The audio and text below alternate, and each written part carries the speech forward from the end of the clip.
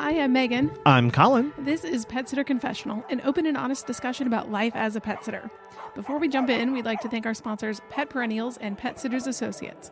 Also, our Patreon supporters. These are pet sitters and dog walkers just like you who want to keep the podcast going through 700, 1,000 episodes and beyond.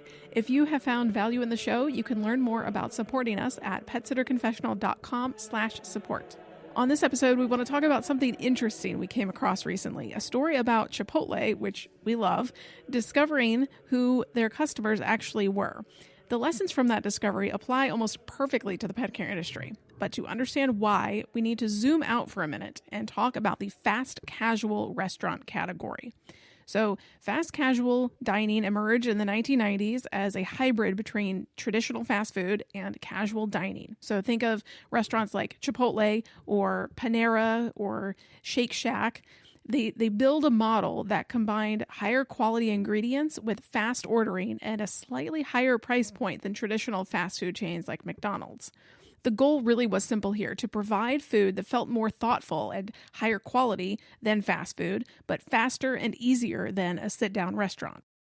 And that makes sense because while a lot of us like the fast aspect, we're going from visit to visit, we definitely don't like the greasy burgers and the French fries. Sometimes they're good, but a lot of times we need healthier options than that. So originally, the target demographic for this wasn't necessarily wealthy consumers. It was young professionals, people on the go, college students, urban customers who wanted something quick but perceived as healthier or better quality.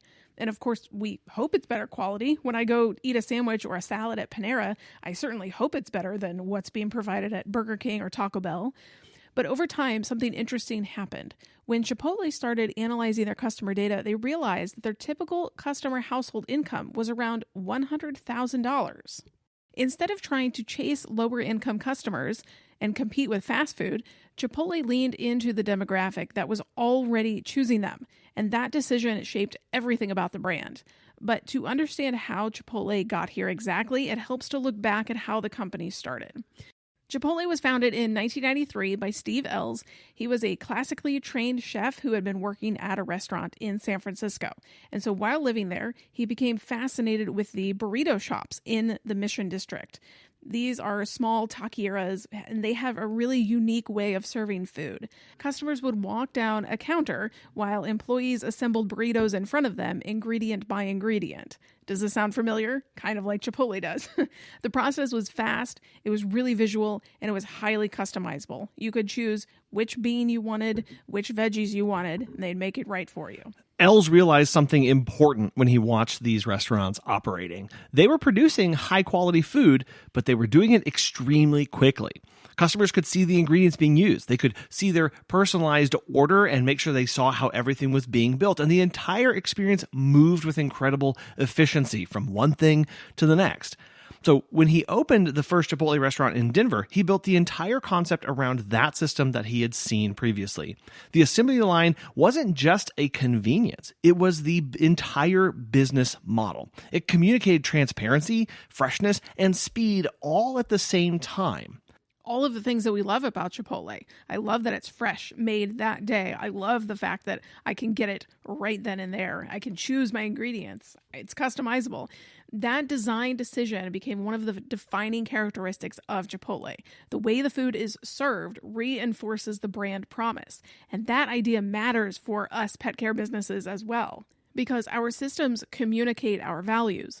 What's important to you? How does that manifest itself in your business? When a client receives a detailed visit report or clear scheduling updates or consistent communication, those systems reinforce the promise of professionalism and reliability. It was one thing for Chipotle to start saying that we have fresh ingredients, that we are quick. It was another thing for the customers to actually come in and experience and, importantly, see that process. It was an entire thing and experience that they got to have when they came into a store. They didn't have to have the words bold and all over the place about what they thought was going to happen or what should be taking place. People could see it. They experienced it. It was getting the food. Yes, it was tasty on one end, but the from beginning to end was all about the brand of Chipotle. And the same thing in our businesses. When we tell our customers, here are our values, here are our morals, here is what you expect to get from us, we have to be highly aware of the fact that, are we following through on that? Do they actually experience reliability? Or do our communications kind of fall through the cracks and we respond in a couple days and sometimes within a couple hours and it's not really consistent? Or do the quality of photos and the kind of updates that they get, do those vary from visit to visit? All of that is the experience of our service. And we can scream from the rooftops about how reliable and how amazing we are. But at the end of the day, do the clients actually see that and read that in their updates? Well, and that's also why your brand is so important, because for us as service-based businesses, we don't have a storefront that they can come in and experience. They have to really buy something from us beforehand before they get to experience the thing. So our brand and what we say into the community and our messaging are super important and really need to convey that peace of mind, that reassurance, that reliability on the front end so that they can have trust that we're going to do it on the back end. And speaking of trust, as a pet sitter, you know how much trust goes into caring for someone's furry family member. But who's got your back? For over 25 years, Pet Sitters Associates has been helping pet care pros like you with affordable, flexible insurance coverage. Whether you're walking dogs, pet sitting, or just starting out, they make it easy to protect your business. Get a free quote today at PetSitLLC.com. As a listener, you get $10 off your membership when you use the code Confessional at checkout. That's PetSitLLC.com, because your peace of mind is part of great pet care. I think what's really interesting about this story is that Chipotle wasn't even originally meant to become a national restaurant chain at all. Steve Ellis's original goal was just to open up a single fine dining restaurant. Chipotle was supposed to be a temporary project. It was really a way to help him generate cash so he could eventually fund a much larger dream. Well, joke's on him, because Chipotle became that larger dream.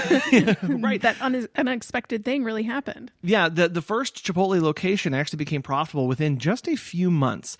Customers absolutely loved the concept. The line out the door made it clear that this wasn't just a side project anymore for Els. He realized he had accidentally discovered something bigger than what his original plan was. And isn't that awesome when we discover that in our own businesses? Instead of building a fine dining restaurant, he leaned into the thing that was already working. He didn't try to go chase something else or something bigger. This thing that he had made was working, so he doubled down on it. And sometimes the market tells you what your business actually is. This thing that you thought you were just going to offer maybe once or twice and didn't really promote or anything, maybe actually popped off. People really want your adventure hikes or your wedding pet attendant services. You didn't think it was going to become a thing, but it actually is.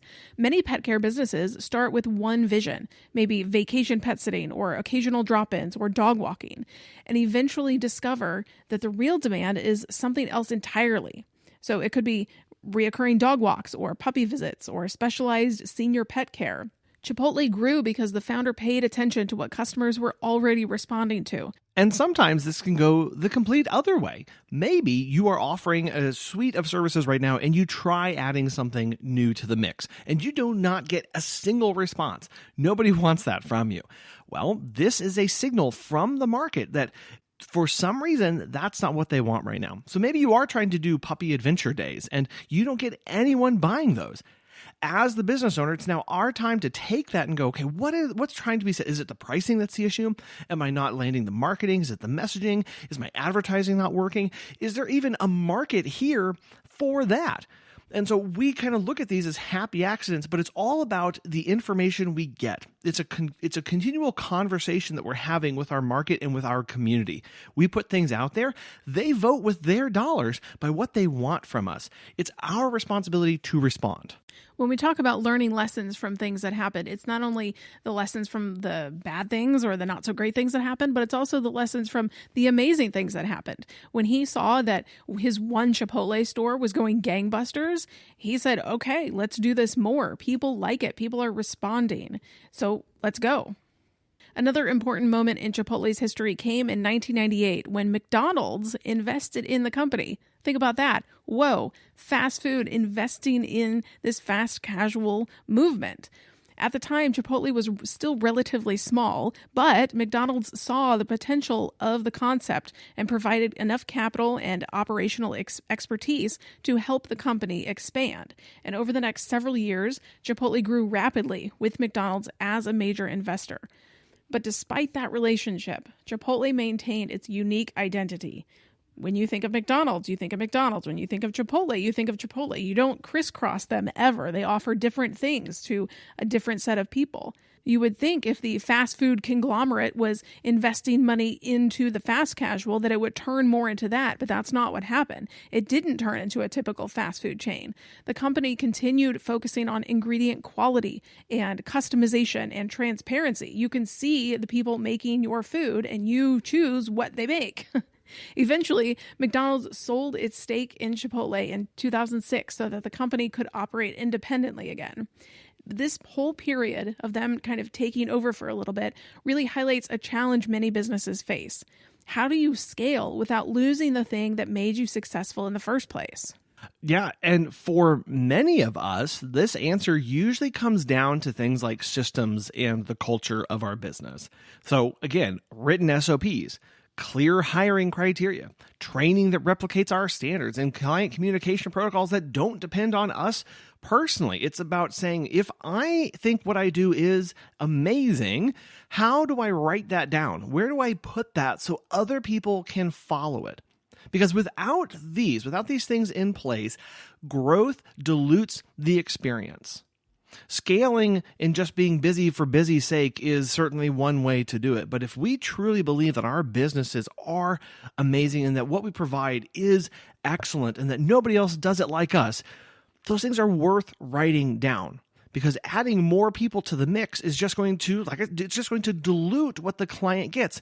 And in that case, it makes it worse. And then as we grow, we have to figure out a way to actually reinforce this, because when we don't, we end up running just an empty business and chasing our tail time and time and time again. And the promises that we make to our customers and our clients, those end up being empty promises that we can never fulfill. So as we look to grow and expand our business, the first thing that we have to do is say, do I have a culture? Do I have systems to hand off to somebody so that they know what to do and they know what to expect? Yes, to set them up for success, but also to make sure that our clients continue to have the amazing experience that they expect. When we look to scale without losing the thing that made us successful in the first place, we also have to remember our mission, our why we got into this. Yes, it's important to write everything down so it can be replicated and it can be reinforced, but also it's realigning yourself, steering the ship back to center of this is where we're going. The headwinds may come, the storms may come, but we are solely focused on this, bettering our community, whatever your mission is. This doesn't just happen when you hire employees, but it could happen when you expand into a new service area or increase your client base. When you have that growth, it should not dilute the core experience that attracted clients to you originally. Chipotle became known for its commitment to ingredient sourcing through its food with integrity philosophy. Again, that mission that always pointed them back north. At one point, the company faced a major supply issue with pork suppliers who were not meeting their animal welfare standards. And what did Chipotle do? Rather than compromise those standards, they temporarily stopped serving carnitas in hundreds of restaurants. I'm sure that was a very risky thing for them to do. It was a costly decision. Carnitas was one of the most popular menu items. But the company believed maintaining trust with customers was more important than short-term revenue. They knew that they had to stay on mission. That decision reinforced something important about the Chipotle brand. Their values were real. They weren't just tacked up on a board somewhere. They weren't just said on the website and never repeated. I'm sure they were ingrained in the company, in their protocols, in their top-down structure of their company, from the C-suite all the way down. For dog walking and pet sitting businesses, this might look like declining an unsafe dog or letting go of a client who doesn't respect our policies. Hello to that one.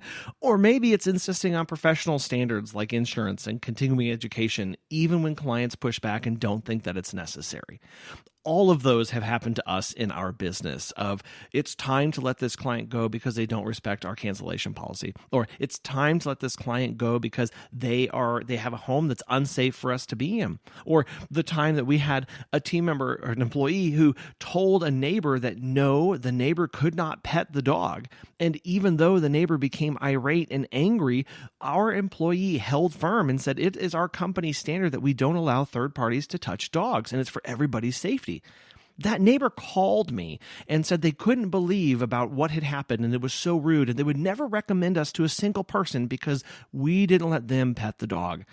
And I was never more proud of our employees than at that time to realize that we set a standard and they held to it. And it made somebody angry to their face. And I got the phone call. And I thought it was fantastic because those standards are worth holding to. What did it cost us? I don't know if we lost business from that. I don't know, but I had to burn a few minutes on a phone, and I'm sure our team member wasn't too happy to have experienced that. But at the end of the day, it protected the company culture that these things are real and that these are important to us, and we are willing to stand up for them and have each other's backs for it. Sometimes protecting your standards costs money in the short term, but it strengthens your brand with the clients who value those principles. I'm sure our client appreciated that she wasn't going to have to pay the bill for the neighbor whose arm was bit because of her dog. It tells your team what you actually stand for. Another design choice that helped Chipotle grow was the simplicity of its menu. You want rice? Okay, there are 2 different kinds. You want beans? There are 2 different kinds. This helps me, who is bad with decisions, especially when I'm fatigued. Unlike many restaurants that constantly expand their offerings, I mean, our local Mexican restaurant has like 150 different options. I haven't even made it to the back of the menu yet. Chipotle kept the menu intentionally small: burritos, bowls, tacos, and a limited set of ingredients.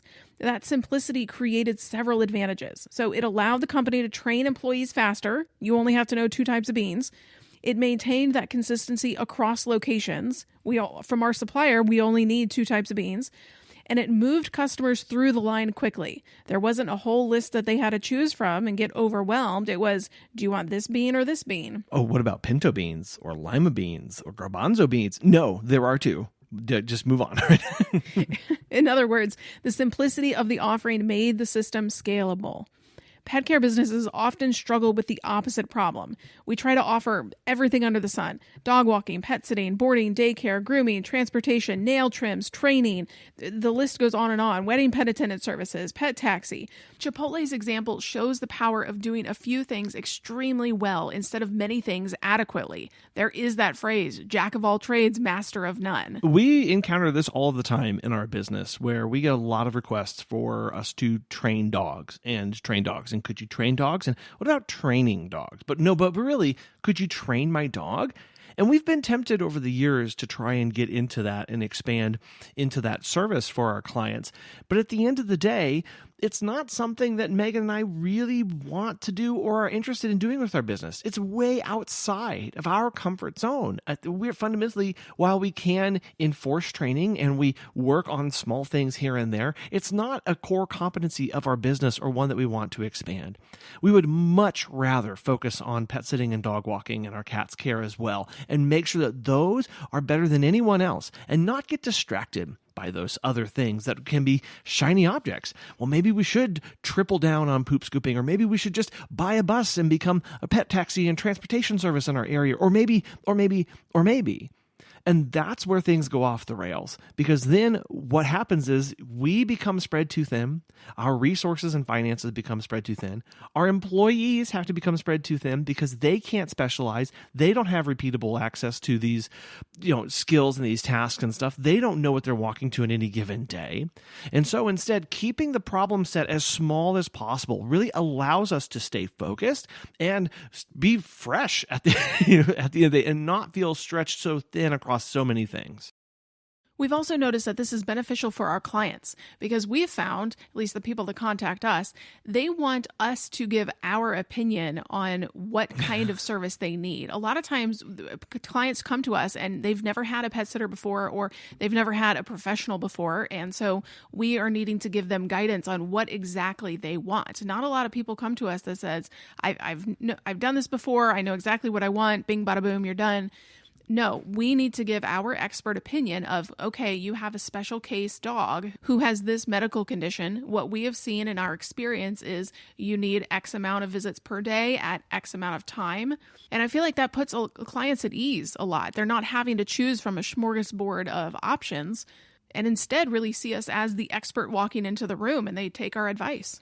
If you've been in pet care long enough, you know this truth. The way you show up during the hard moments is what clients remember the most. Pet Perennials helps pet businesses do exactly that. They create beautiful sympathy and milestone gifts for pet parents, and their Gift Perks program makes it easy to send those gifts directly to your clients.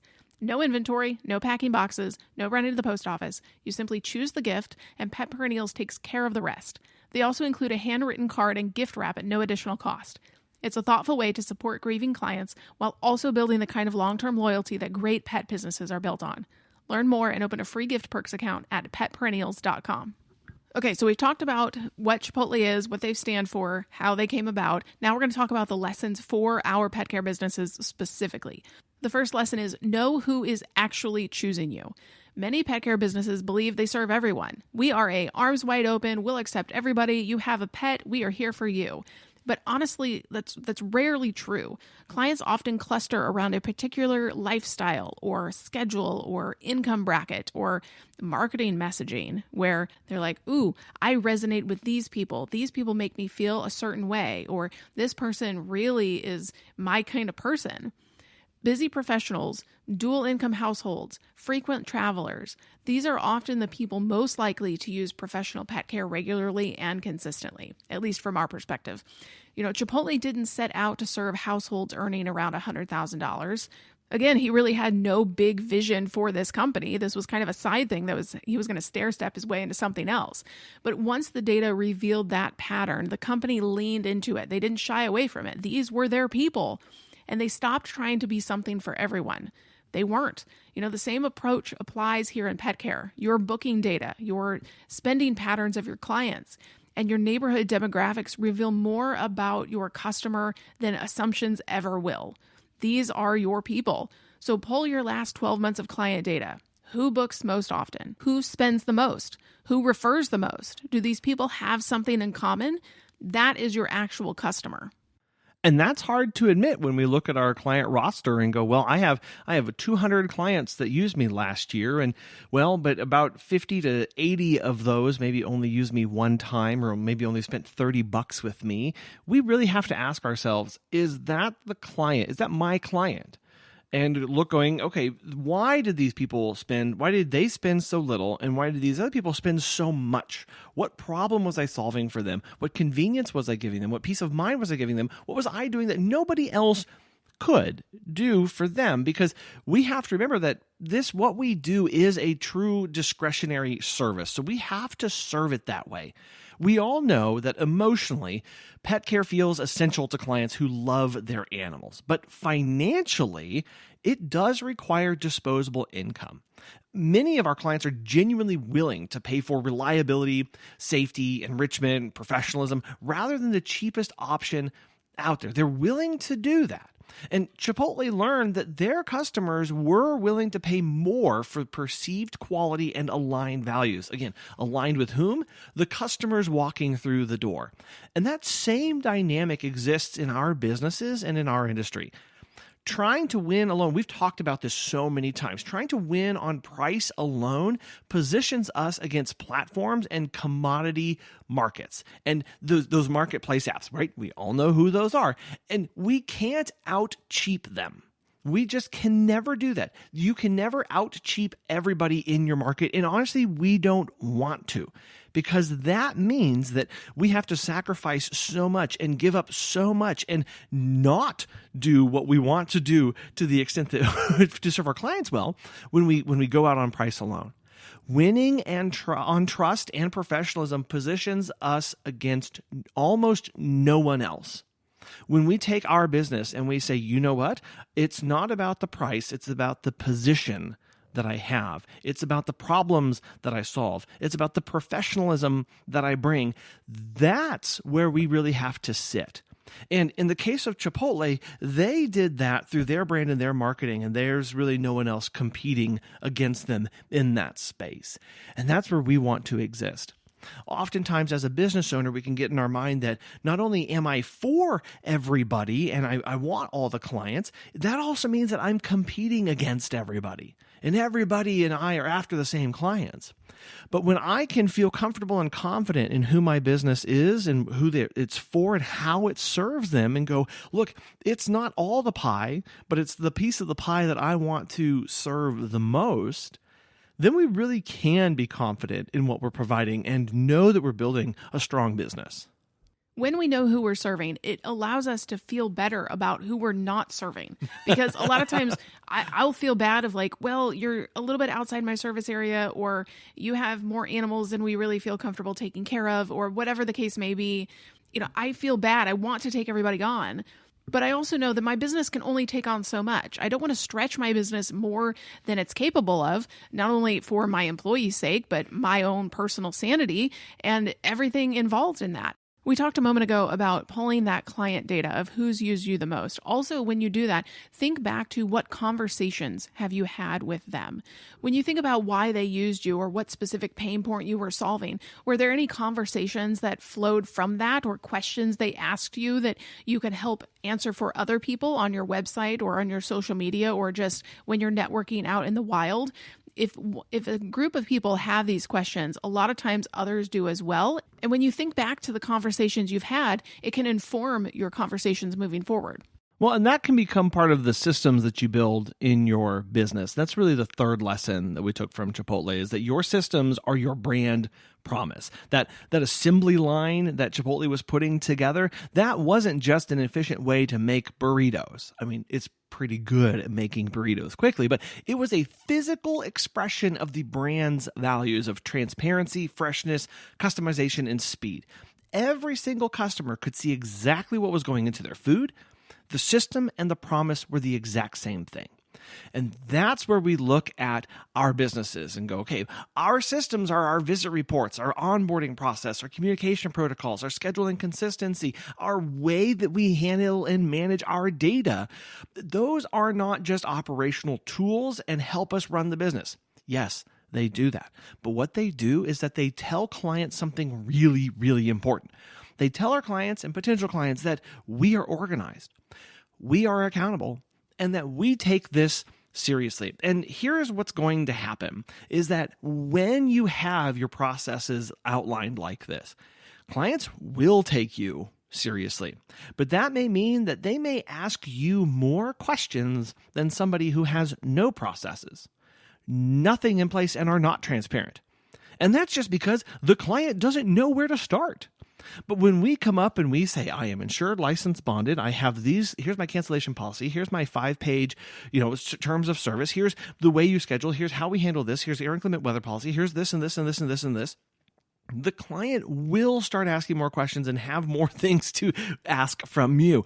And we can't get offended by that. I mean, sometimes you feel like, oh my gosh, do you grill your other people this much? Well, no, because the other people didn't give them anything to work with. And that is part of this. That is part of when we do this. Chipotle, I am sure, receives more complaints about freshness and about food safety protocols than the other kind of restaurants who hide their assembly lines in the back. Why? Because people can see it. So they open themselves up to that. And we as businesses should be unashamed in order to do this and put everything out there and say, yes, come to me, ask questions. I am here. Well, and also, I can check all of your boxes, yes. Right? You ask about insurance, I have that. You ask about a background check, I did that on myself 6 months ago. Like, you can have all these things. I know WAG just put out a very interesting infographic. Oh, did they? About WAG versus Rover versus the local walker. And we can check all of those boxes that WAG can, and more, obviously. That's a whole other podcast episode, probably. Exactly. It is. But we want to make sure that we are building systems that communicate our values, not just systems that get the job done. When your systems are strong, they communicate professionalism before a client ever sees you with their pet. When they're weak or they're inconsistent, unreliable, no amount of genuine care fully compensates for that. They want to know, are you going to show up? Are you going to be the best? And when you have that brand clarity, it attracts the right clients. That's the fourth lesson here. Many pet care providers try to compete simultaneously on low-cost marketplace pricing and premium service messaging. I'm reliable and I'm the best, and I also cost $2 a walk. Those strategies conflict. You can't say that you're premium or you're the best and cost $2 a walk. No dog walker who's the best costs $2 a walk. That's just brass tacks. You have bills to pay, and $2 a walk is not going to cover that. These strategies conflict. Clients can feel that tension. They go, well, are they premium and the best, or are they affordable and cheap? This doesn't make sense to me. I don't get it. Once Chipotle understood their customer base, they leaned further into quality rather than trying to compete with McDonald's. I mean, that makes sense. $100,000 average income, that's nothing to sneeze at. That's a lot of money. So they leaned into it. They said, okay, well, our people want this. They want fresh, quality, high ingredients. That's what we're going to give them. That clarity made the brand stronger, not weaker. Our businesses do the same thing. When we clearly position ourselves, who we serve, what we stand for, what you can expect, that transparency, that tends to attract more loyal clients. And really, we spend less time then defending our prices. We don't want to be saying, yeah, I know I'm not the cheapest, but it's because X, Y, Z, A, B, C, D. We want to connect with the clients that want us, because those are the clients that are going to stick around. When we each get each other, when we say, we are your people, or I'm your person, that's when they connect. I think Chipotle sits at an interesting position in the market, not just in fast casual, but I think in the market in general, because it's not the cheapest meal available, but it's also not a luxury dining experience. I mean, we really do like Chipotle. It's one of our favorite places to go. It's amazing food, amazing quality. It's not what we would say is a luxury or premium experience. It's accessible premium, maybe. A clearly positioned service that the right customer chooses repeatedly without hesitation because they know exactly what they're getting. I'll go ahead and raise my hand for that. Absolutely. And in our industry, accessible premium looks maybe something like your pricing is higher than the marketplace apps and those around you, but it's not out of reach for your target client. Again, we have to define who our target client is and know precisely where they're shopping, what kind of things they want to do, and how we are positioned in front of them. Our communication is thorough but not overwhelming, and our professionalism is visible in every single interaction, from the reports to the booking to the way we handle those hard conversations. And our clients don't shop around because they already trust us right from the beginning. That is a business worth building, and one that we should strive to build in everything that we do. Think about this. Are you designing your business for the customers that you wish you had, or for the customers who are already choosing you? Again, look at your client list. Look at the people who've booked in the past 12 months, in the past 6 months. Who are they? What do they do? Is there a common thread there? Why did they choose you? Why do they keep coming back? Understanding that difference between, are you building a business for the customers you wish you had or the ones you already have, can change everything about how you run your business. Is your ship pointed in the right direction? We appreciate you listening today. If this episode was useful, we would love it if you would share it with another pet sitter or dog walker. Thank you also to our sponsors, Pet Sitters Associates and Pet Perennials. We will talk with you next time. Bye.